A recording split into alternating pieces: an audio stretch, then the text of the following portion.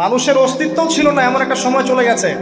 মহাবিশ্বে কোটি কোটি বছর চলে গেছে যখন মানুষ বলতে কিছু ছিল না। ছিল না। অনেক পরে মানুষকে সৃষ্টি করা হয়েছে। এখন দুনিয়াতে মানুষের চলাচল দেখলে মনে হয় মহাবিশ্বে সে একাই আছে, আর কেউ নাই। আল্লাহ পাক বলছেন, হে ইবলিস, কিসে তোমাকে নিষেধ করলো, কে তোমাকে বারণ করলো আদমকে সেজদা করতে, যাকে আমি সেজদা করার আদেশ করেছি? কি জন্য করলে না? সোজা কথায়, তুমি কি জন্য সেজদা করলে না আদমকে?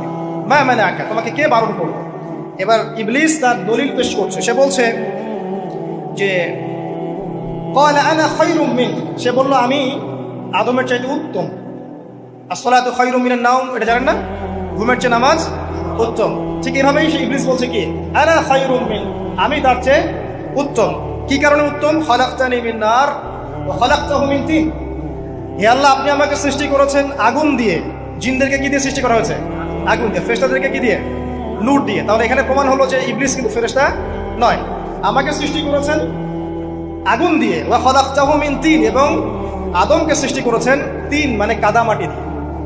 তার মানে আগুন কাদামাটির চেয়ে সুপিরিয়র, বেশি মর্যাদা সম্পন্ন, ওর মানে কে আছে আর কি। এই কারণে সে সিজদা করলো না। এবার আল্লাহ রাব্বুল আলামিন বলছেন, ক্বালা ফাহবিত মিনহা, ইবলিস এখান থেকে নেমে যাও। এটা কোন জায়গা? একদম মহাকাশের উপরে না, নাকি পৃথিবীতে? এটা 7 আসমানের উপরের ঘটনা। ইতিহাস শুরু হয়েছে মহাবিশ্বে। মানুষের অস্তিত্বও ছিল না, এমন একটা সময় চলে গেছে। মহাবিশ্বে কোটি কোটি বছর চলে গেছে যখন মানুষ বলতে কিছু ছিল না। ছিল না। অনেক পরে মানুষকে সৃষ্টি করা হয়েছে। এখন দুনিয়াতে মানুষের চলাচল দেখলে মনে হয় মহাবিশ্বে সে একাই আছে, আর কেউ নাই, তাই না? আচ্ছা, এটা দলিল কোরআনে আছে। সূরা দাহার 1 নম্বর আয়াত পড়ে দেখবেন, হাল আতা আলাল ইনসানি হাইনুম মিনাদ দাহরি লাম ইয়াকুন শাইআন মাযকুরা। আল্লাহ পাক বলছেন, মানুষের উপরে এমন সময় চলে গেছে যে মানুষ কোনো আলোচ্য বিষয় ছিল না, উল্লেখযোগ্য কোনো বিষয় ছিল না। তো সভ্যতার শুরুর ঘটনা হচ্ছে এটা, মানে মানব সভ্যতার একদম শুরুর শেকড়ের ঘটনা হচ্ছে এটা। একদম শুরুর চেতনা, শুরুর সংস্কৃতি শুরু হচ্ছে এখান থেকে। এবার ইবলিস বলছে, আমি সেজদা করবো না, বিকজ আমি তার চেয়ে সুপিরিয়র। আপনি তাকে সৃষ্টি করেছেন মাটি দিয়ে, আমাকে সৃষ্টি করেছেন আগুন দিয়ে, আমি তাকে সেজদা করবো না। সে আল্লাহ পাকের আদেশ লঙ্ঘনই করলো না, বরং আল্লাহকে উল্টা একটা যুক্তি দেখালো যে আপনি ভুল, আমি ঠিক। নাউজুবিল্লাহ, আপনি আমাকে আদমকে সেজদা করতে বলছেন, এটাই ভুল, বরং উচিত হচ্ছে ও আমাকে চেষ্টা করবে। নাউজুবিল্লাহ। তো সে কিন্তু আবা ওয়াস্তাকবার, সে উদ্ধত হলো এবং অহংকারও প্রদর্শন করলো। আল্লাহ পাক বলেন, ক্বালা ফাহবিত মিনহা, এখন এখান থেকে নেমে যাও। এই জান্নাতি বলেন আর ওই ঊর্ধ্ব জগতি বলেন, সেখান থেকে তোমরা নেমে যাও, তুমি নেমে যাও। ফামা ইয়াকুনু লাকা আন তাতাকাব্বারা ফিহা, এখানে দাঁড়িয়ে তুমি অহংকার করবে এই অধিকার তোমাকে দেওয়া হয় নাই। সোজা কথা, আল্লাহ পাক বলছেন এখানে দাঁড়িয়ে তুমি অহংকার করবে এই অধিকার তোমাকে দেয়া হয়নি। আল্লাহ পাক অহংকারীকে পছন্দ করেন? অহংকারীদেরকে আল্লাহ পাক কিয়ামতের মাঠে পিঁপড়ার মতো উঠাবেন। তাদের আকৃতি মানুষের সমানও হবে না, ছোট ছোট কালো পিঁপড়ার মতো হবে, এবং অন্ধকার ওদেরকে ঢেকে নিবে।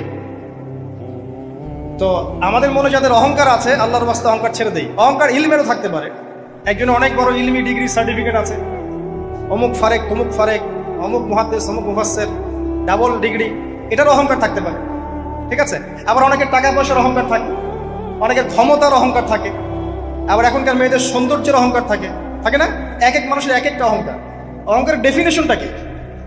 একজন সাহাবী নবী সাল্লাল্লাহু আলাইহি ওয়াসাল্লামকে বলছেন, ইয়া রাসূলুল্লাহ, আমি পছন্দ করি আমার গায়ের পোশাকটা সুন্দর হোক, আমার জুতা সুন্দর হোক, ঠিক আছে, আমার সুগন্ধি ভালো হোক, দামি হোক, এটা কি অহংকারের পরিচয়?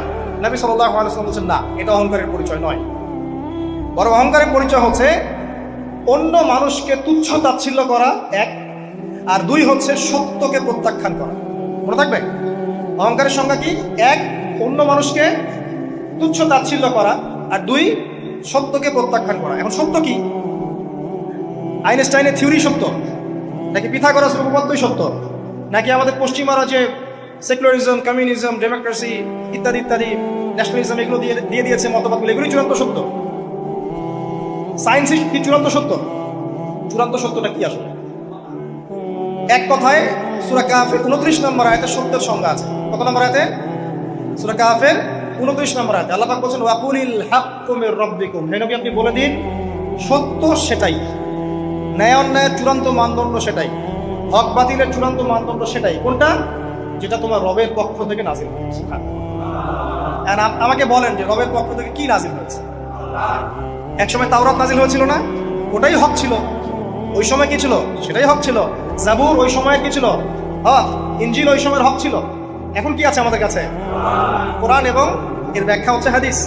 কিয়ামত পর্যন্ত কি অন্য কোনো শরীয়ত আসবে? অন্য কোনো নবী আসবে? কেউ যদি বলে যে অমুকে নবী হবে, সে কি মুসলিম না কাফের? তাহলে কোনো সন্দেহ আছে?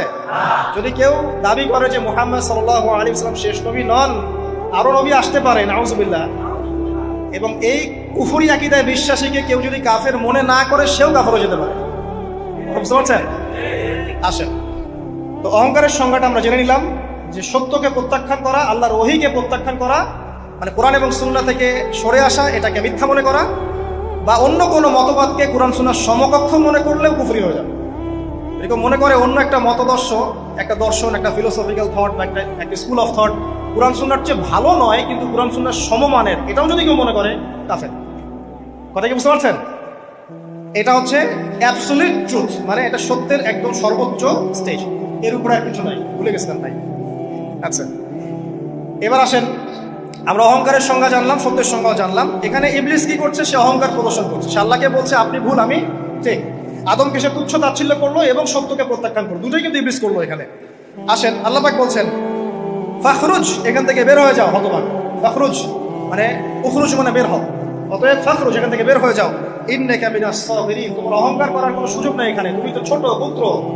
ইন্নাকা মিনাস সাগিরিন, সাগির মানে কি? তুমি এখান থেকে, তুমি বের হয়ে যাও এখান থেকে, তুমি একজন ক্ষুদ্র সত্তা, তোমার এখানে অহংকার করার কিছু নাই। কলা, এবার ইবলিস বলছে, এই জায়গাগুলো খুব ভালো করে শোনেন, আমাদের লেকচারের আসল জায়গায় কিন্তু যাবে। যদি আড়াইটা পর্যন্ত লেকচারটি কোনো সমস্যা আছে? আচ্ছা, তাহলে বসে থাকেন, খাওয়া দাওয়া করে আসলেন তো? আচ্ছা, কলা, এবার ইবলিস বলছে আনজিরনি, শোনেন, ইবলিস বলছে আনজিরনি, হে আল্লাহ আমাকে অবকাশ দিন। কি বলছে? আমাকে অবকাশ দিন। ইলা ইয়াউমি ইউবআসুন, যেই দিন আপনি কিয়ামত ঘটাবেন, যেদিন সবাইকে পুনরুত্থিত করবেন, ওই দিন পর্যন্ত আমাকে অবকাশ দিন। সূরা বাকারায় আছে, অন্য সূরায় আছে রব্বি আনজিরনি ইলা ইয়াউমি ইউবআসুন। ইবলিস বলছে হে আমার রব। কি বলছে ইবলিস? হে আমার রব। ইবলিস কি তাহলে আস্তিক না নাস্তিক? কথা বলেন, ইবলিস কি আস্তিক না নাস্তিক? আস্তিক। ইবলিস বলছে যে ইয়া রব্বি, রব্বি হে আমার রব, হে আমার প্রতিপালক। আল্লাহকে ইবলিস বলছে হে আমার প্রতিপালক, আনজিরনি আমাকে অবকাশ দিন, ইলা ইয়াউমি ইউবআসুন, কিয়ামত দিবস পর্যন্ত, বা যেদিন আপনি পুরো মানব জাতিকে উঠাবেন কবর থেকে, আবার ওই দিন পর্যন্ত আমাকে অবকাশ দিন।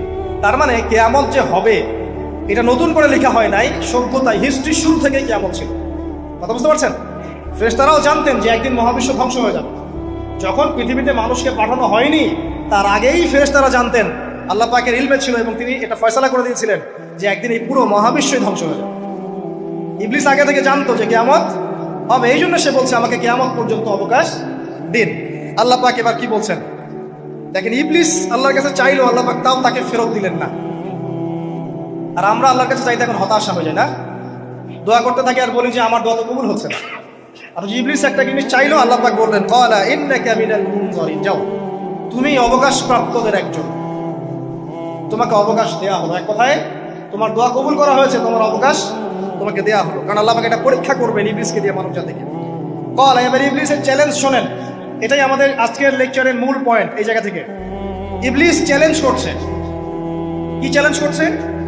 ফাবিমা আগওয়াইতানি, হে আল্লাহ আপনি যে কারণে আমাকে বিচ্যুত করলেন, আমি আমার যে কৃতকর্মের কারণে আপনার রহমত থেকে বঞ্চিত হয়ে গেলাম, ঠিক আছে, আমি সেই আদমের এবং আদমের সন্তানের সরল পথে ওত পেতে বসে থাকবো। কথাটা ভালো করে বোঝেন। ইবলিস চ্যালেঞ্জ করলো কাকে? আল্লাহকে। যে কারণে আল্লাহ আপনি আমাকে বহিষ্কার করলেন, এখন আমি কি করব? আমি এই আদম সন্তানের সরল পথে, আপনাকে পাওয়ার এই পথে, পথের আনাচে কানাচে আমি ওত পেতে বসে থাকবো। কি জন্য বসে থাকবো? যাতে করে আমি আদম সন্তানকে বিচ্যুত করতে পারি। শুধু তাই নয়, সে আরো বলছে সুম্মা লাআতিয়ান্নাহুম, আমি শুধু বসেই থাকবো না, আমি আদম সন্তানের কাছে আসবো। মিন বাইনি আইদিহিম, তার সামন থেকে আসবো, ওয়া মিন খালফিহিম, আদম সন্তানের পিছন থেকে আসবো, ওয়া আন আইমানিহিম, তার ডান দিক থেকে আসবো, ওয়া আন শামাইলিহিম, তার বাম দিক থেকে আসবো। ওয়ালা তাজিদু আকসারাহুম শাকিরিন, আল্লাহ পাক আপনি তাদের বেশিরভাগকেই শুকরগুজার পাবেন না। কথা কি ক্লিয়ার না? কোনো সমস্যা? ইবলিস কি চ্যালেঞ্জ করলো? আমি শুধু বসেই থাকবো না, ডান দিক থেকে আসবো, বাম দিক থেকে আসবো, সামন থেকে আসবো, পিছন থেকে আসবো, আমি আদম সন্তানকে পথভ্রষ্ট করেই ছাড়বো। আপনি আদম সন্তানের বেশিরভাগকে পথভ্রষ্ট পাবেন।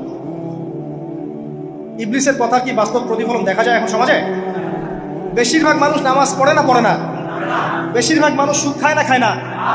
বেশিরভাগ যুব সমাজ জেনা করতেছে না করতেছে না? বেশিরভাগ লোক মাদক খাচ্ছে না খাচ্ছে না? পৃথিবীর কোনো জায়গায় আল্লাহর বিধান আছে কি নাই? দুই একটা জায়গায় আছে আই ওয়াশ, শোডাউন। বেশিরভাগ নারী পর্দায় চলে না চলে না? বেশিরভাগ মানুষ রোজা রাখে না রাখে না? বেশিরভাগ মানুষ যাকাত দেয় কি দেয় না? তাহলে ইবলিস যে বললো আপনি বেশিরভাগকেই শুকরগুজার পাবেন না। বেশিরভাগ মানুষ পরকালের সাথে কাজ করে না দুনিয়ার সাথে কাজ করে। কতজন মানুষ আল্লাহ পাকের দিনটাকে প্রচার প্রসার প্রতিষ্ঠার কথা বলে বা কোরআন সুন্নাহর কথাগুলো মেনে চলে? কতজন মানুষ? বেশিরভাগ লোক মেনে চলে। তাহলে ইবলিস কি সফল না ব্যর্থ? ইবলিসের চ্যালেঞ্জ কি সফল না ব্যর্থ? ইবলিসের কথা সে কিন্তু অক্ষর অক্ষরে পালন করেছে। আর ইবলিসকে আল্লাহ পাক কেন পৃথিবীতে নিয়েছেন? আমাদেরকে পরীক্ষা করার জন্য, যেন আমরা এই সর্বপথ থেকে বিচ্যুত না হই। সামনে যান, আরো কঠিন কথা আছে। আল্লাহ পাক বলছেন এখান থেকে বের হয়ে যাও, একদম অপদস্থ লাঞ্ছিত হয়ে এখান থেকে বের হয়ে যাও। লামান তাবিআকা মিনহুম, তুমি তো চ্যালেঞ্জ করলে আমাকে, ঠিক আছে, কিন্তু যে ব্যক্তি যেই তোমার অনুসরণ করবে, আল্লাহ পাকের কথা শুনেন, যেই তোমার অনুসরণ করবে, লাআমলাআন্না জাহান্নামা মিনকুম আজমাইন, যে পুরুষ বা নারী যেই হোক না কেন, যে আদম সন্তান ইবলিস তোমার অনুসরণ করবে, তোমার পথ ধরবে, আমি তোমাকে সহ এদের সবাইকে দিয়ে জাহান্নাম পূর্ণ করব। আল্লাহর কিচ্ছু যায় আসে না। আল্লাহ পাক যদি এই পুরো পৃথিবীটাকেও জাহান্নামে নিক্ষেপ করেন অবাধ্যতার কারণে, আল্লাহ পাকের কিছু যায় আসে? ওই যে আপনাদের এখানে নদী আছে না, কি বালাসী ঘাট, এখানে চর আছে না, চরের মধ্যে একটা বালুর কণার কি দাম আছে বলেন তো? একটা বালুর কণার কোন দাম আছে? এই পুরো মহাবিশ্বে পৃথিবীর অবস্থান এর চেয়েও কম। তো পুরো পৃথিবীর মানুষ যদি আল্লাহর অবাধ্য হয়, আল্লাহ পাক যদি পুরো দুনিয়াটাকে ধ্বংস করে দেন, জাহান্নামে নিক্ষেপ করেন, আল্লাহ পাকের কিছু যায় আসবে কিনা? এবার আসেন, এখান থেকে আমরা বুঝতে পারলাম ইবলিস একটা তৃতীয় সত্তা। আল্লাহ পাক আদম আলাইহিস সালামকে সৃষ্টি করলেন, নাম শিক্ষা দিলেন, সেজদা করালেন, ইবলিসকে সেজদা করতে বললেন, সে করল না। সে চ্যালেঞ্জ করলো উল্টা যে আমি ওর চেয়ে উত্তম, আপনি ভুল, আমি সঠিক। সে অহংকার করলো এবং একই সাথে সে আদমকে পথভ্রষ্ট করার চ্যালেঞ্জও করে বসল। আল্লাহ পাক ঘোষণা করলেন, যদি কোনো আদম সন্তান তোমাকে ফলো করে, তোমাকে সহ তাকে আমি জাহান্নামে নিক্ষেপ করব। ঠিক আছে, এ পর্যন্ত। এবার সামনে আসেন। এবার আল্লাহ পাক আদমকে বলছেন, কাকে বলছেন? আদম আলাইহিস সালামকে বলছেন, ইয়া আদম, হে আদম। তার আগে আদম আলাইহিস সালামের বুকের পাঁজর থেকে কাকে সৃষ্টি করছেন? হাওয়া আলাইহিস সালাম, সভ্যতার ইতিহাসের প্রথম নারী এবং ইতিহাসের সবচেয়ে সুন্দরী রমণী কে?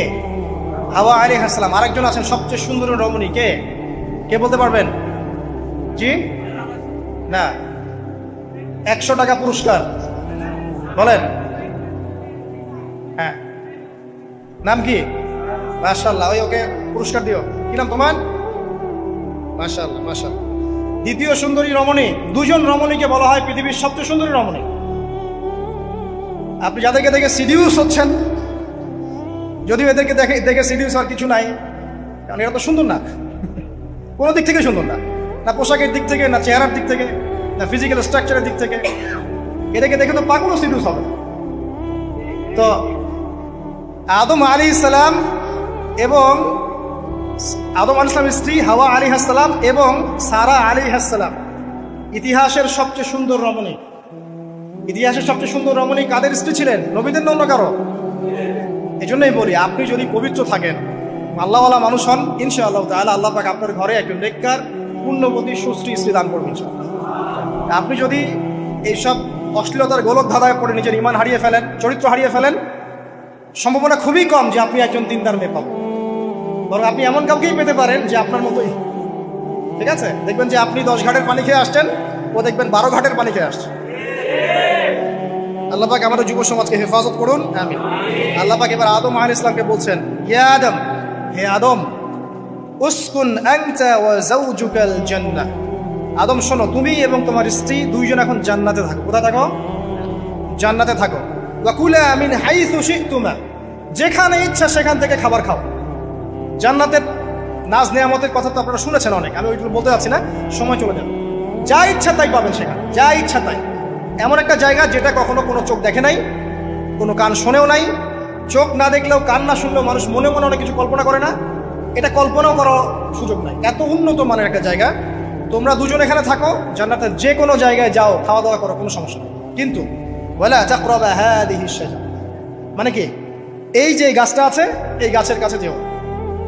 একটা শর্ত খালি দিলাম, গাছের কাছে যেও না। গাছের নাম কি এগুলো আমাদের আলোচনার বিষয় না। বিষয়টা হচ্ছে আল্লাহ পাকের আদেশটা কি। গাছটা আম গাছ হতে পারে, জাম গাছ হতে পারে, কদু গাছ হতে পারে, যে কোনো গাছ হতে পারে, এটা নিয়ে আমাদের কোনো মাথা ব্যথা নাই। মাথা ব্যথা হচ্ছে আল্লাহ পাকের আদেশ, এই গাছের কাছে যেও না, বাস যেও। আচ্ছা, ফাতাকুনা মিনাজ জালিমিন, যদি চলে যাও তোমরা দুজন এখানে, তাহলে তোমরা দুজন কিন্তু জালেম হয়ে যাবে। আল্লাহ পাকের হুকুম অবাধ্য করলে মানুষ কি হয়ে যায়? জালেম হয়। এই জন্য আমরা দোয়ায় বলি আল্লাহুম্মা ইন্নী যালামতু নাফসি, বলি না? হে আল্লাহ, আমি আমার নফসের উপর জুলুম করেছি। রব্বানা যালামনা আনফুসানা, বলি না? আল্লাহ, আমরা আমাদের উপর জুলুম করেছি। তো আমরা যখন পাপ করি মানে আমরা জুলুম করে ফেলছি। তো তোমরা দুজন এই গাছের কাছে যেও না, যদি যাও তাহলে জুলুম করে ফেলবে এবং জালেম হয়ে যাবে। এবার ইবলিস তো আর বসে নাই, সে তো চ্যালেঞ্জ করেছে, করে নাই? আচ্ছা, এবার ইবলিস কি করছে? ফাওয়াসওয়াসা লাহুমা শাইতান, এবং ইবলিস এবার এদের দুজনকে ওয়াসওয়াসা প্রদান করতে শুরু করলো। ইবলিস কি করলো? ওয়াসওয়াসা প্রদান করতে শুরু করলো। ওয়াসওয়াসাটা এমন ছিল যে হাল আদুল্লুকা আলা শাজারাতিল খুলদি ওয়া মুলকিন লা ইয়াবলা। ইবলিস এসে আদম এবং হাওয়া আলাইহিস সালাম তাদেরকে উস্কে দিতে লাগলো যে আমি কি তোমাদেরকে এমন কোনো গাছের কথা বলবো যেই গাছের ফল খেলে তোমরা চিরস্থায়ী হয়ে যাবে, কখনো মরবে না, এবং এমন রাজত্ব পাবে যে রাজত্বের কোনো ভয় নাই। ইবলিসের টোপটা কি দেখলেন? চিরস্থায়িত্বের টোপ এবং কিসের টোপ? রাজত্বের টোপ। এটা সূরা তহার মধ্যে আছে। অন্য সূরায় আছে যে আমি কি বলে দিব এমন গাছের কথা যে গাছের ফল খেলে তোমরা ফেরেশতা হয়ে যাবে, কখনো মরবে না। তাহলে চিরস্থায়িত্বের টোপ এবং এই যে কিসের রাজত্বের এই যে টোপ, এই দুইটা হচ্ছে মানুষকে আল্লাহর পথ থেকে ডিসিভ করার একটা মানদণ্ড। কথা বুঝতে পারছেন? এই পৃথিবীতে যত মানুষ পথভ্রষ্ট হয়ে গেছে জন্য হয়েছে অনেকেই, আর অনেকে চিরস্থায়িত্বের জন্য হয়েছে। ফেরাউন নমরুদ চিরস্থায়িত্বের লোভে পড়ে পথভ্রষ্ট হয়নি? আর ওই সময় থেকে শুরু করে এখনকার বিশ্বে যারা ক্ষমতাধর, এরা কি ক্ষমতার দাপটে পথভ্রষ্ট হচ্ছে না? এই দুটো হচ্ছে মানুষকে পথভ্রষ্ট করার মাধ্যম। ইবলিস খুব ভালো করেই জানতো। এটা কথা বলি নাই, যখন আদম আলাইহিস সালামকে তৈরি করে রাখা হয়েছে, সৃষ্টি করে রাখা হয়েছে, ইবলিস এর চারপাশে রাউন্ড দিচ্ছিল, তাওয়াফ করছিল, তাওয়াফ। এবং মানব শরীরের এবং মানব মস্তিষ্কের, মননের দুর্বল পয়েন্টগুলো সে ফাইন্ড আউট করছিল। কারণ সে কিন্তু অনেক জ্ঞানী ছিল, সে কিন্তু প্রচণ্ড জ্ঞানী ছিল। এখনও কিন্তু সে প্রচণ্ড জ্ঞানী, এবং তার অভিজ্ঞতার ঝুলি এখন অনেক বেশি, তাই না? ওর বয়স হয়ে গেছে না, এখন প্রচুর বয়স। তো তাওয়াফ করে করে সে মানুষের দুর্বল জায়গাগুলো ফাইন্ড আউট করেছে। একটা হচ্ছে পেট, একটা প্রবৃত্তি, একটা হচ্ছে নারীর প্রতি আসক্তি, ঠিক আছে, একটা ক্ষমতার লোভ, একটা চিরস্থায়িত্বের লোভ। এগুলো হচ্ছে মানুষের দুর্বল জায়গা। ইবলিস এগুলো ফাইন্ড আউট করে ওইভাবে চাল দিয়েছে। কথা বুঝতে পারছেন? একটু খেয়াল করে দেখেন, এখনকার বিশ্বে যত অন্যায় হচ্ছে ম্যাক্সিমাম পাপ হচ্ছে পেটের কারণে। পেট। সুদ খায় কেন? পেটের কারণে। ঘুষ খায় কেন? পেটের কারণে।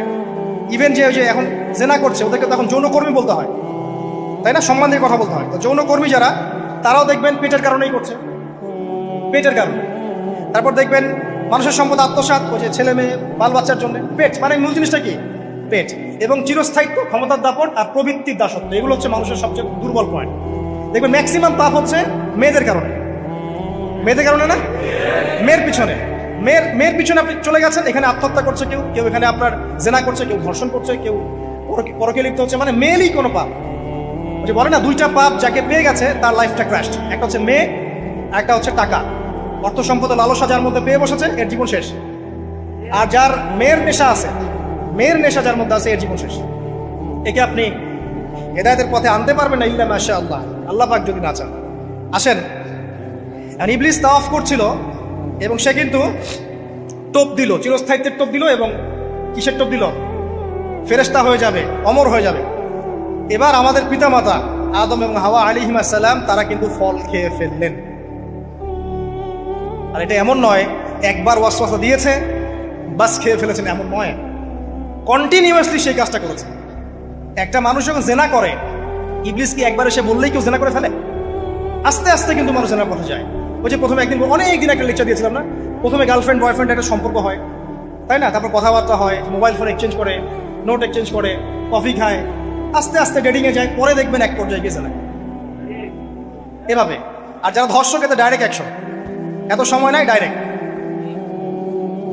তো ইবলিস প্রতিটা পাপ মানুষকে ধাপে ধাপে করায়। দেখবেন ইবলিস এখানেও কিন্তু আমাদের পিতামাতাকে ধাপে ধাপে ওইদিকে নিয়ে গিয়েছে। এবার আসেন, আমাদের পিতামাতা ফল খেয়ে ফেললেন, এই জায়গাটা খুব ভালো করে বোঝেন। এই ফল খাওয়াটা আল্লাহর অবাধ্যতা না? আল্লাহ পাক বলেছিলেন না যে জালেম হয়ে যাবে? আল্লাহ পাকের অবাধ্য হলেন। অবাধ্যতার ফলাফলটা কি হলো এবার শোনেন। আমরা সবাই জানি অবাধ্যতার ফলাফল কি, আল্লাহ পাক জান্নাত থেকে নামিয়ে দিয়েছেন, তাই তো? এর আগে আরেকটা ফলাফল হয়েছে। এই ফলাফলের সাথে আমাদের বর্তমান সময়কার যে ইস্যুটা চলছে, পোশাক, নারী, সংস্কৃতি, হাবিজাবি, হ্যাঁ, বেহায়াপনা, বেলাল্লাপনা, এই ইস্যুটা এখানে জড়িত। এটা আমারও বুঝতে এবং খুঁজে পেতে সময় লেগেছে। আমরা সবাই পড়েছি স্টুডেন্ট লাইফে, আদম এবং হাওয়া আলাইহিস সালাম আদেশ লঙ্ঘন করেছেন, সাথে সাথে আল্লাহ পাক জান্নাত থেকে কি করেছেন? নামিয়ে দিয়েছেন। ইবলিসকেও নামিয়ে দিয়েছেন, তারপরে হায়াত দিয়েছেন, এখানে পরীক্ষা করছেন, এই তো। এখানে আল্লাহ পাক দেখবেন আমাদের আমল কেমন, আমল ভালো হলে আবার জান্নাতে, খারাপ হলে আবার জান্নাত। কিন্তু এর আগেও একটা ঘটনা ঘটেছে। যে মুহূর্তে আমাদের পিতামাতা ফল খেয়েছেন গাছের কাছে গিয়েছেন, আল্লাহ পাকের আদেশটা লঙ্ঘন করেছেন, সাথে সাথে তাদের গায়ের পোশাকটা খুলে পড়ে গেছে। আমি বুঝাতে পারি নাই? পুরো মহাবিশ্বের প্রথম লজ্জা, প্রথম অপমান, প্রথম শাস্তি, ঠিক আছে, আল্লাহর অবাধ্যতার প্রথম পরিণাম লজ্জাহীনভাবে গা থেকে কাপড় খসে পড়ে যাওয়া, ন্যাংটা হয়ে যাওয়া। ন্যাংটা বাংলা ভাষায় বুঝতে পারছেন? প্রথম শাস্তি, প্রথম অবাধ্যতা এবং প্রথম অবাধ্যতার পরিণতি পুরো মহাবিশ্বে সভ্যতার শুরু থেকে শেষ পর্যন্ত প্রথম অ্যাক্সিডেন্ট, বা এই যে আমরা বলছি পরিণতি, পাপের পরিণতি, অবাধ্যতার পরিণতি, সেটা হলো গা থেকে কাপড় খুলে যাওয়া। এই কথা আল্লাহ পাক বলছেন এখানে, লিইউবদিয়া লাহুমা মা উরিয়া আনহুমা মিন সাওআতিহিমা। ইবলিস তোমাদের পিতামাতাকে এই গাছের কাছে নিয়ে গিয়ে ফল খাইয়ে তাদের গা থেকে পোশাক খুলে ফেলে দিয়েছে। এবার কি বুঝতে পারছেন ইবলিস এখন বিশ্বে কি করছে? ইবলিস সেম কাজটা করছে আমাদের সাথে, আমাদের গা থেকে তারা পোশাক খুলে ফেলে দিচ্ছে। সভ্যতার শুরুর পাপ বলছি না আমরা, এটা আসলে ভুল। সভ্যতার শুরুতে আদম এবং হাওয়া আলাইহিস সালাম যে ভুলটা করেছেন, তার যে পরিণতি হয়েছে সেটা এটা ছিল না যে জান্নাত থেকে পৃথিবীতে নামিয়ে দেয়া, বরং পরিণতি এটা ছিল তাদের গা থেকে প্রথম কাপড় খুলে গেছে, তারা নগ্ন হয়ে গেছেন। ইবলিস সর্বপ্রথম আমাদের বাবা মাকে নগ্ন করেছে প্রলোভন দিয়ে, ক্ষমতার প্রলোভন, চিরস্থায়িত্বের প্রলোভন দিয়ে। আজকের বিশ্বেও কি ইবলিসের দোসররা সেম কাজটা করছে না? আজকের বিশ্বেও কি ইবলিসের মানুষরূপী দোসরগুলা সেম কাজটাই করছে না? সেম কাজটা করছে। আমাদের গা থেকে ওরা পোশাক খুলে ফেলছে, এরপর আল্লাহ পাক জান্নাত থেকে নামিয়ে দিয়েছে। আগে কিন্তু এটা হয়নি, আগে পোশাক খুলেছে। এরপর কি হচ্ছে জানেন? শোনেন, আল্লাহ পাক ওয়াকালা মা নাহাকুমা রাব্বুকুমা আন হাযিহি আশ-শাজারা ইল্লা আন তাকুনা মালাকাইন আও তাকুনা মিনাল খালিদিন। ইবলিস বলছিল যে তোমাদের রব তোমাদেরকে এই গাছের কাছে যেতে নিষেধ করেছে এই কারণে যে তোমরা এখানে গেলে মালাক হয়ে যাবে এবং চিরস্থায়ী হয়ে যাবে। ওয়াকাসামাহুমা ইন্নী লাকুমা লামিনান নাসিহিন। ইবলিস বলছিল যে আমি আল্লাহর কসম করে বলছি আমি তোমাদের শুভাকাঙ্ক্ষী। ফাদাল্লাহুমা বিগুরুর, ওদেরকে তারা পথভ্রষ্ট করলো, ইবলিস তাদেরকে পথভ্রষ্ট করলো। ফালাম্মা যাকাশ শাজারা, যখন তারা গাছের কাছে গেলেন, বাদাত লাহুমা সাওআতুহুমা, তাদের লজ্জাস্থানটা উন্মুক্ত হয়ে গেল, কাপড় খুলে পড়ে গেল। এটাই বলতে যাচ্ছিলাম। ওয়া তাফিকা ইয়াখসিফানি আলাইহিমা মিন ওয়ারাকিল জান্নাহ, এবং আদম এবং হাওয়া আলাইহিস সালাম জান্নাতের গাছের পাতা ছিঁড়তে লাগলেন এবং সেই পাতা দিয়ে লজ্জাস্থান ঢাকতে লাগলেন। আপনার বাবা আপনার মাকে যদি কেউ রাস্তায় নগ্ন করে ফেলে আপনার কেমন লাগবে?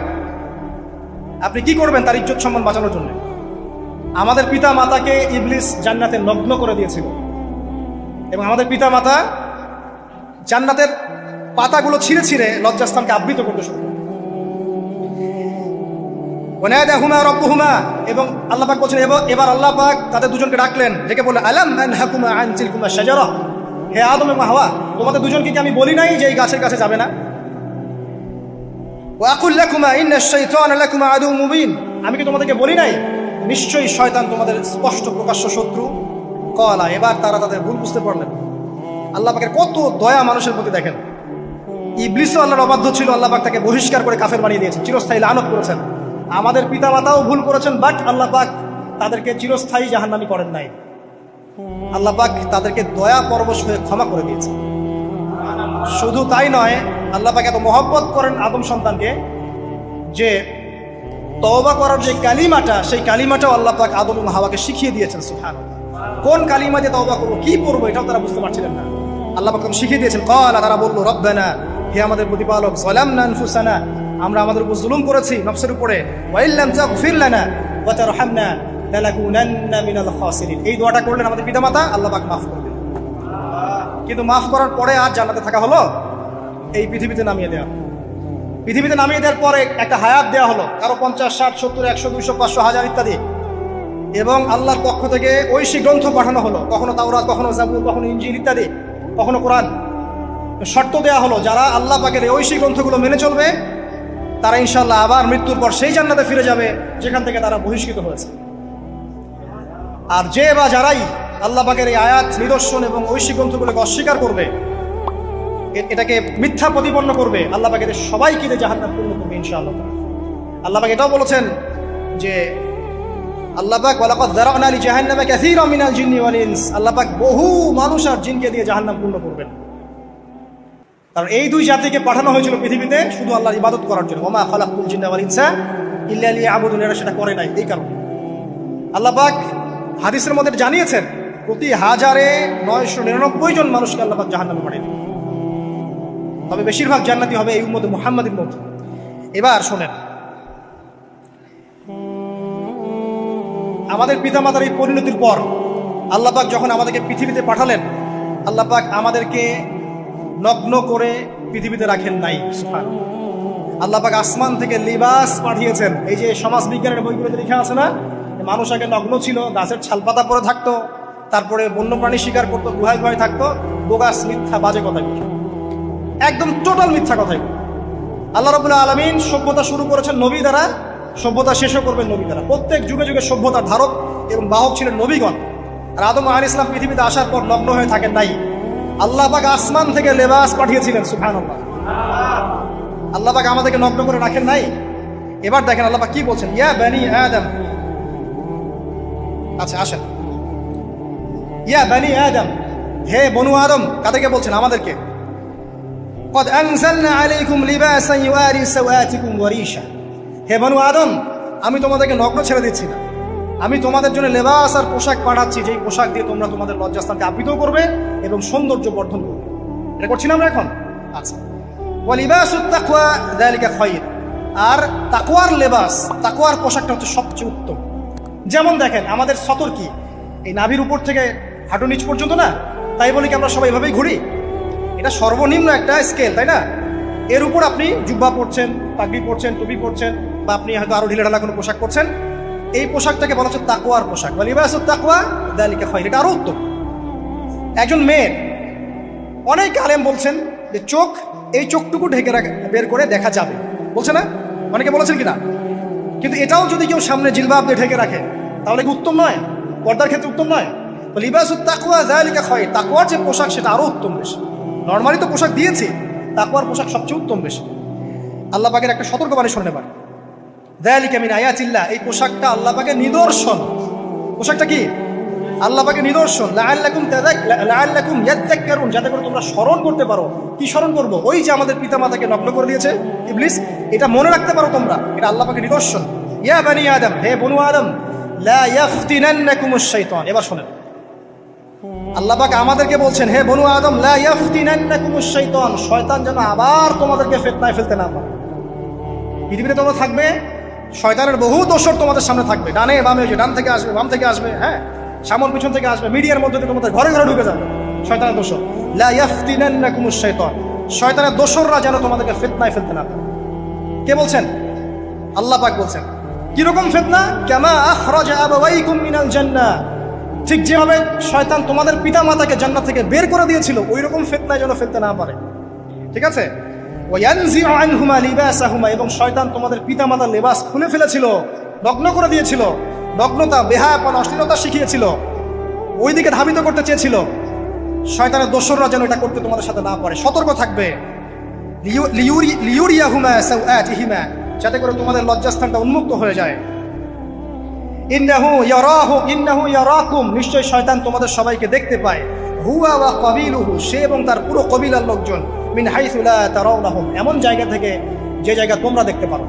আর শয়তান এবং তার অনুসারী যারা আছে, মানুষ আর জিন, তারা তোমাদেরকে দেখতে পারে এমন জায়গা থেকে যা তোমরা দেখো না। আমরা যারা এই বিশ্বে আছি আমরা সবাই এখন খেলার পুতুলের মতো খেলছি। যারা নিয়ন্ত্রণ করে বিশ্ব, এদেরকে কেউ দেখতে পারে না, এরা মানুষ শয়তান। কথা বুঝতে পারছেন? আর এমনি জিন শয়তান যারা আছে এদেরকে তো আমরা দেখতে পারি না, অনেক দূর থেকে তারা আমাদেরকে দেখতে পারে। আল্লাহ পাক সতর্ক করছেন এটা, ইন্না জাআলনা আশ-শায়াতিন আউলিয়া লিল্লাযিনা লা ইউমিনুন। শোনেন, নিশ্চয়ই যারা আমার প্রতি ঈমান আনে না বা আমার অবাধ্য হয়, আমার আদেশ মানে না, তাদের সাথে আমি শয়তানকে বন্ধু বানিয়ে দিয়েছি। এবার বুঝলেন কেন বললাম এরা মানুষ শয়তান? বিকজ এদেরকে আল্লাহ পাক শয়তানের বন্ধু বানিয়ে দিয়েছেন। এটা শয়তানের বন্ধু। অন্য সূরায় আছে শয়তান, জিন শয়তান মানুষ শয়তানকে ওহী করে। জিন শয়তান মানুষ শয়তানের মাথায় এসব বুদ্ধি ঢালে। শয়তানি বুদ্ধিগুলো শয়তান মানুষের মাথায় ঢালে, মানে মানুষ মাথাটা আগে সে রিড করেছে কাকে কোন দিক দিয়ে রিসিভ করা যাবে। ঠিক আছে? আচ্ছা, এরপরে আরো আল্লাহ পাক বলছে ওয়াইদা ফাআলু ফাহিশাতান, তারা যখন কোনো ফাহেসা কাজ করে, নোংরা বেহায়ার মতো কাজ করে, ক্বালু, তারা বলে ওয়াজাদনা আলাইহি আবানা, এরকম করেই আমরা আমাদের পিতা মাতাদেরকে পেয়েছি। মানে যুগ যুগ ধরে এই সংস্কৃতি চলে আসছে, নগ্নতার সংস্কৃতি, বলে না? কথা বুঝতে পারছেন না?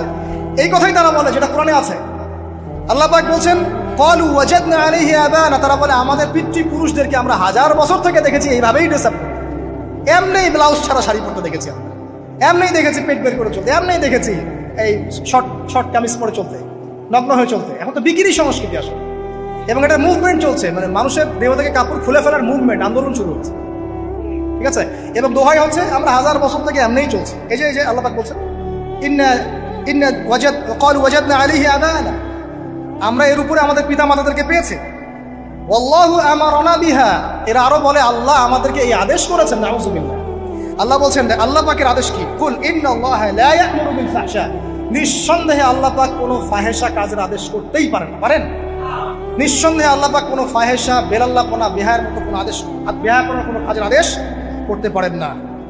আতাকুলুনা আলাল্লাহি মা লা তা'লামুন, তোমরা কি আল্লাহ সম্পর্কে এমন কথা বলছো যেই কথা তোমরা জানো না? এই পর্যন্ত থাক। এবার আসেন বাস্তবতায় আসেন।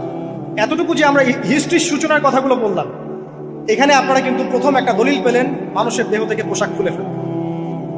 এরপর আমি পুরো কোরআনটা ঘাটার চেষ্টা করেছি। আদম আলাইহিস সালাম থেকে শুরু করে মুহাম্মদ সাল্লাল্লাহু আলাইহি ওয়াসাল্লাম পর্যন্ত হাজার হাজার শতাব্দী চলে গেছে, তাই নাই? হাজার হাজার বছর চলে গেছে, বহু জাতি এসেছে, বহু জাতি চলেও গেছে। আমরা কি প্রথম জাতি নাকি? এর আগে কত জাতি পৃথিবীতে এসেছে, চলেও গেছে, গেছে না?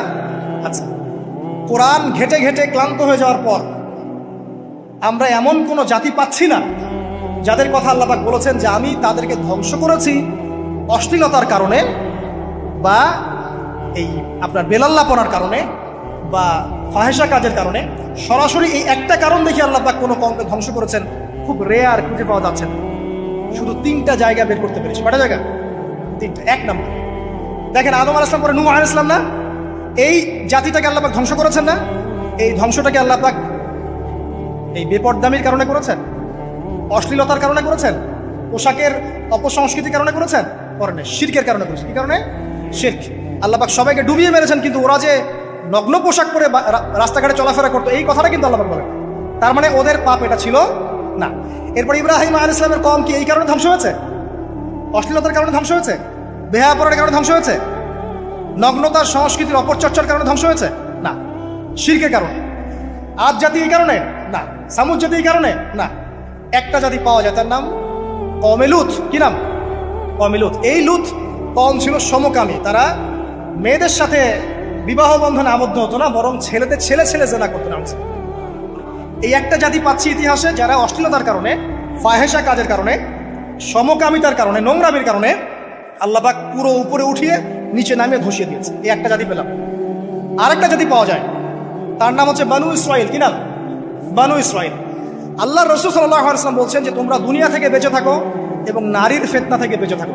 কারণ বানু ইসরাইল মানে মূসা আলাইহিস সালামের যে কওম ছিল, এই কওমের মধ্যে প্রথম ফিতনা দেখা দিয়েছিল মেয়েদের ব্যাপারে। এই একটা পেলাম যে মেয়েদের কারণে, বেহায়াপনার কারণে, অশ্লীল পোশাকের কারণে, নগ্নতার কারণে একটা সভ্যতাকে আল্লাহ পাক শাস্তি দিয়েছে। 2টা পাওয়া গেল। ঠিক আছে? 1, 2, একটা লূত, একটা হচ্ছে বানু ইসরাইল। ঠিক আছে? আর একটা পাওয়া যায় এটা জোর করে, সেটা হলো নবী মুহাম্মদ সাল্লাল্লাহু আলাইহি ওয়াসাল্লাম নবী হওয়ার ঠিক আগের সময়টা, যেটাকে আমরা কি বলি আইয়ামে জাহিলিয়াত। ওই সময়ে মেয়েদের জিনাটা ব্যাপক ছিল, ব্যভিচারটা ব্যাপক ছিল, পরকীয়াও ছিল, বৈবাহিক তেমন কোনো অধিকার ছিল না। এমনও হতো যে একটা মেয়ের সাথে 8-10 জন পুরুষ সহবাস করতো, করার পরে সেই মেয়ে যখন গর্ভবতী হতো তার বাচ্চা প্রসব করার পর সেই মেয়ে 10 জনকে ডেকে দাঁড় করাতো, দাঁড় করিয়ে বলতো যে অমুকে হচ্ছে আমার এই বাচ্চার বাপ, তারপরে এর সাথে বিয়ে হতো। চিন্তা করতে পারেন? তো নারীদের যে বৈষয়িক অধিকার, ধর্মীয় অধিকার, আপনার পোশাকের অধিকার, শালীনতার অধিকার, সম্পত্তির অধিকার এগুলো ছিল না ওই সময়। এই একটা সভ্যতা পাওয়া যাচ্ছে, তাহলে 3টা আমরা বের করতে পারলাম। কথা ঠিক আছে? আচ্ছা, এবার আসেন এই 3টা সভ্যতার পর নবী সাল্লাল্লাহু আলাইহি ওয়াসাল্লাম যখন নবী হলেন, তখন তিনি সমস্ত অশ্লীলতার শেকড়টাকে উপরে ফেলে দিলেন। সভ্যতার ইতিহাস থেকে শুরু করে আমরা যত জাতির ধ্বংস দেখছি, এই ধ্বংসগুলো শিরকের কারণে হয়েছে, কুফরির কারণে হয়েছে, অবাধ্যতার কারণে হয়েছে। মাত্র কয়েকটা জাতির ক্ষেত্রে অশ্লীলতা, বেহায়াপনা, আপনার ফাহেসা কাজ, এগুলোর রিজন দেখানো হয়েছে। তো এ থেকে একটা বিষয় প্রমাণ করা যায়, এই কথাটা ভালো করে বোঝেন। এ থেকে একটা বিষয় প্রমাণ করা যায় যে যত সভ্যতা ধ্বংস হয়ে গেছে, ওই সভ্যতার মানুষরা আর যাই করুক না কেন, তাদের পোশাক আশাক ঠিকঠাক ছিল। কথা বুঝতে পারছেন না? যত সভ্যতা ধ্বংস হয়ে গেছে, আদ, সামুদ, নূহ, ফিরআউন, ঠিক আছে, যত সভ্যতা ধ্বংস হয়ে গেছে, তাদের আর যত পাপী থাক, হয়তো কেউ অহংকারী ছিল, কেউ কুফরি করেছে, কেউ শিরিক করেছে, হ্যাঁ, কেউ সন্তানদেরকে হত্যা করেছে, কেউ মানুষ হত্যা করেছে, কেউ জুলুম করেছে, কেউ অহংকার করেছে ইত্যাদি, কিন্তু তাদের পোশাক আশাক শতাব্দীর পর শতাব্দী ঠিকঠাকই ছিল। এটা নিয়ে আল্লাহ পাক কোরআনে খুব বেশি কথা বলেন। তার মানে বোঝা যায় যে এটা রিমার্কেবল কোনো কথা বলার বিষয় ছিল না, আল্লাহ পাক বলেন। অর্থাৎ যুগ যুগ ধরে মানুষের শালীনতার পোশাকটা ঠিকই ছিল, কারণ মানুষ জানতো যে তাদের পিতামাতাকে তাদের পিতামাতাকে ইবলিস নগ্ন করে দিয়েছিল জান্নাতে। এই কথাটা মানুষের মাথার মধ্যে ছিলই, এবং বিভিন্ন ধর্মগ্রন্থে এটার অস্তিত্ব আছে। আপনি শুধু ইসলাম না, অন্য যে কোনো ধর্মগ্রন্থ ঘাটেন, হিন্দু ধর্মগ্রন্থ ঘাটেন, সেখানে দেখবেন বলা হচ্ছে যেন মেয়েরা পর্দায় থাকে। দেখেন, পরে দেখেন, বেদের মধ্যে এটা আছে। আমি গতকালকেও স্টাডি করছি। এবং খ্রিস্টান ধর্মগ্রন্থ পড়েন, সেখানে দেখবেন লেখা আছে, ওদের যে ওল্ড নিউ টেস্টামেন্টে আছে, দেখবেন যে যারা মাথার চুল দেখিয়ে বেড়ায়, তাদের শাস্তির কথা বলা হয় যে চুল যেন কেটে দেওয়া। ওদের ধর্মগ্রন্থে আছে। যারা জিউস, যারা পুরো বিশ্বে মুসলিমদেরকে অত্যাচার করে থাকে, এদের ধর্মগ্রন্থেও পর্যন্ত আছে যে যখন ইসহাক আসছিলেন, একজন নারী জিজ্ঞাসা করলেন কে আসছেন, তার ভৃত্য বললেন যে আমার প্রভু আসছেন, তখন তিনি নেমে নিজে একটা ঢিলাঢালা পোশাক করলেন, তারপর সামনে গেলেন। শুধুমাত্র ইসলাম ধর্মে নয়, যত ধর্ম চলে গেছে পৃথিবীতে, সমস্ত ধর্মের মধ্যেই নারীদের শালীন পোশাকের কথাটা বর্ণিত আছে এখন পর্যন্ত। তার মানে যারা এখন অশালীন বিষয়ের দিকে মানুষকে ধাবিত করতে চায়, এদের আসলে কোনো ধর্ম নাই। ধর্মের সাথে এদের কোনো সম্পর্ক আসলে না। আর আমরা কিন্তু কথা বলছি ধর্মের বেসিসে, হোক সেটা হিন্দুইজম বা খ্রিস্টানিজম বা জিউডিজম বা ইসলাম, আমরা ধর্মের বেইজে কথা বলছি। এখন যদি কেউ বলে ধর্মতাত্ত্বিক কথাবার্তা দিয়ে এসবের দলিল দিবেন না, তাহলে তার সাথে একটা ডিবেট হবে আল্লাহ আছেন কি নাই। যদি আমরা ডিবেটে জয়লাভ করি, হ্যাঁ আল্লাহ বলে একজন আছেন, তাহলে আল্লাহ পাকের বিধান কোনটা, এখন চলমান সর্বশেষ বিধান কোনটা, এটাতে আসতে হবে ডিবেট। ডিবেট 1 আল্লাহ আছে কি নাই, ডিবেট 2 আল্লাহ পাকের সর্বশেষ ধর্মগ্রন্থ কোনটা। এই তো, এই দুইটাতে আমরা যদি জয়লাভ করি, এবং ইনশাল্লাহ আমরা সেটা করবো, এটাতে আমাদের কেউ ঠেকাতে পারবেন ইনশাল্লাহ, এটাই সত্য, তাহলে মানুষের উপর ওয়াজিব হয়ে যাবে এটার উপর আমল করা। এখন আমরা এর বেসিসে দেখবো কোনটা ঠিক কোনটা বেঠিক, তাই না, কোনটা সত্য কোনটা মিথ্যা, কোনটা ন্যায় কোনটা অন্যায়, তখন আমরা এর বেসিসে দেখবো, অন্য কোনো ভিত্তির বেসিসে দেখবো। এখানে চেতনা, যুগ যুগ ধরে চলে আসা সংস্কৃতি, আমাদের বাপদাদা দোহাই, এইসব ইস্যু টানা যাবে না। বেস হবে কি কোরআন এবং সুন্নাহ, এবং অন্যান্য ধর্মগ্রন্থগুলো যদি ওটাতে রাজি থাকে ওটাতেও, কারণ প্রত্যেকটা ধর্মগ্রন্থেই বলা আছে শালীনতার কথা, লম্বা ঢিলাঢালা পোশাকের কথা, হোক সেটা হিন্দুইজম বা খ্রিস্টানিজম বা জুডিজম। পরে দেখেন, না থাকলে আমার কাছে আসেন, প্রতিটা ধর্মগ্রন্থে এটা কথা লেখা আছে। এবার আসেন, সর্বশেষ নবী মুহাম্মদ সাল্লাল্লাহু আলাইহি ওয়াসাল্লাম যখন নবী হন, আরবের ওই চিত্রটা, জেনা, ব্যভিচার, পরকীয়া, অশ্লীলতা, এটাকে সমূলে উপরে ফেলে দেন 23 বছরের মধ্যে। 23 বছরের নববী জীবনের পরে সেখানে কোনো জেনা আছে, কোনো বেপরদামি আছে, কোনো ব্যভিচার আছে, কোনো সুদ আছে, কোনো শিরক আছে, কোনো মাদক আছে? যেগুলো আছে খুবই অল্প, যেটা আছে সেটা কি খুবই অল্প, এটা কিন্তু ধরা যায় না। 2-1টা অ্যাক্সিডেন্ট হতেই পারে। সাহাবীদের যুগেও নামাজ পড়তে গিয়ে কোনো একজন দেখা গেছে অ্যাক্সিডেন্ট হয়ে গেছে, জেনা হয়ে গেছে, এটা তো রেয়ার ঘটনা। এক্সেপশনাল সামথিং কি এক্সাম্পল হতে পারে? যেটা কমন সেটা হচ্ছে এক্সাম্পল। মানে আপনি বলবেন যে মেয়েদের শালীনতার কথা এবং এর কারণে ধর্ষণের সংখ্যা বৃদ্ধি হচ্ছে, এই কথা আপনি যখন বলবেন, কিছু মানুষ আপনাকে বলবে যে তাহলে বোরখাওয়ালা মেয়ে কেন ধর্ষণ হচ্ছে, তাহলে বাচ্চা কেন ধর্ষণ হচ্ছে। আপনাকে বলছি পরিসংখ্যানটা কতটুকু, কেন হচ্ছে সেটা আমরা জবাব দিব। আগে বলছি পরিসংখ্যান কতটুকু। যারা বেপর্দায় চলছে এদের হ্যারাসমেন্টের পরিসংখ্যানটা বেশি না বোরখাওয়ালা মেয়ের পরিসংখ্যানটা বেশি? বলেন। যারা বেহায়ার মতো চলছে, বেপর্দায় চলছে, এদের পরিসংখ্যানটা বেশি নাকি শিশু অ্যাবিউজিং এর পরিসংখ্যানটা বেশি? তাহলে মূল যে জায়গাটা ওইখানে আগে ফোকাস করতে হবে, তারপরে আমরা গৌণ জায়গায় যাব। এবং এই জায়গাটাতে আমরা দলিল বা প্রমাণ হিসেবে পেশ করব মানুষের রুচিবোধের পরিবর্তন, মানসিকতার পরিবর্তন এবং পাশবিক একটা প্রবৃত্তির দাসত্ব। এটা কিভাবে হচ্ছে? এটা পর্নোগ্রাফির কারণে হচ্ছে, এটা পর্নোগ্রাফির কারণে হচ্ছে, মিডিয়ার কারণে হচ্ছে, অবাধ ফ্রি মিক্সিংয়ের কারণে হচ্ছে, যৌন সুশ্রুরির কারণে হচ্ছে এবং যৌনতাকে সহজলভ্য করে দেওয়ার কারণে এই দুর্ঘটনাগুলো ঘটছে। আচ্ছা, আগে আমি আমার পয়েন্টে আসি। নবী সাল্লাল্লাহু আলাইহি ওয়াসাল্লাম যখন এটার শিকড়টা উপরে ফেলে দিলেন, তখন কিন্তু মক্কা, মদিনা, পুরো জাজিরাতুল আরবে আর কোনো বেহায়াপনার কোনো শিকড় থাকলো না। আল্লাহ পাক কিভাবে এটা করলেন? পুরো হিস্ট্রির ইতিহাস টেনে দিয়ে আল্লাহ পাক কয়েকটা আদেশ নাজিল করলেন। সেই আদেশটা কোরআন এবং সুন্নাহে আছে। আল্লাহ পাক প্রথমে ছেলেদেরকে বললেন, শোনো, সূরা নূর 30 নম্বর আয়াত। আল্লাহ পাক ছেলেদেরকে বললেন, তোমরা তোমাদের চোখ নিচু রাখো।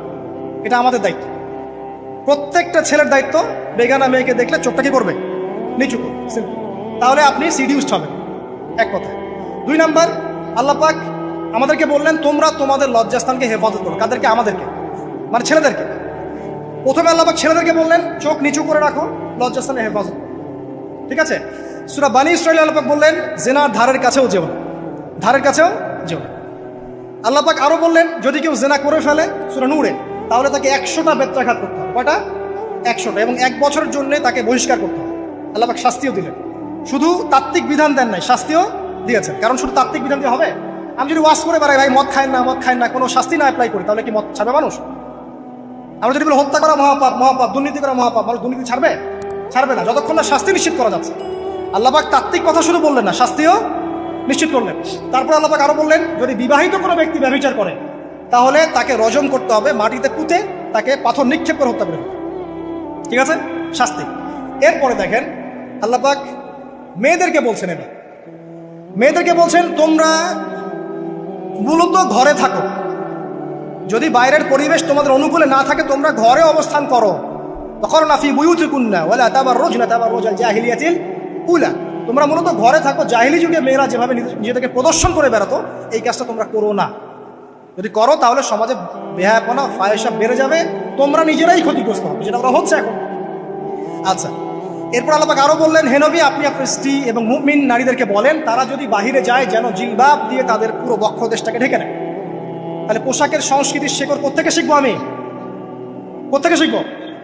আল্লাহ পাক কর্তৃক নাজিলকৃত সর্বশেষ ঐশী গ্রন্থ থেকে শিখবো নাকি? যে বইয়ের মধ্যে কোনো ভুল নাই সেটাই তো আমার শেখার মাধ্যম হবে নাকি যে দর্শনে 1000টা ভুল সেটা শিখবো আমি? আল্লাহ পাক এখানে বলছেন, মুমিন নারীদেরকে বলো, বাইরে গেলে পরে তারা যেন জিলবাব দিয়ে, কাপড় দিয়ে সুন্দর করে বক্ষদেশ সেগুলো ঢেকে রাখে। বোরখার কথা এখানে নাই শব্দে। ঠিক আছে? ঢেকে রাখা ঢিলেঢালা পোশাকের কথা এসেছে।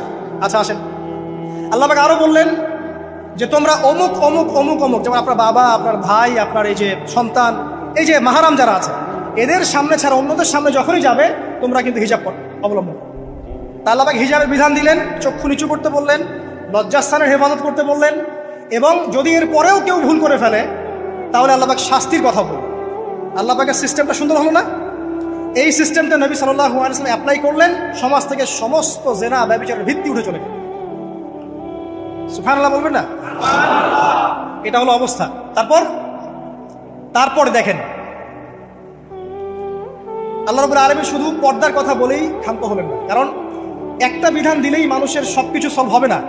আল্লাহ পাক এর পাশাপাশি আমাদেরকে 5 ওয়াক্ত নামাজ পড়তে বললেন। ঠিক আছে? নামাজ পড়লে মানুষ ভালো হবে, নৈতিকতা শিখবে, আল্লাহর সাথে ক্লোজ সম্পর্ক হবে। আল্লাহ পাক কোরআন তেলাওয়াত করতে বললেন। ঠিক আছে? কোরআন মেনে চলতে বললেন।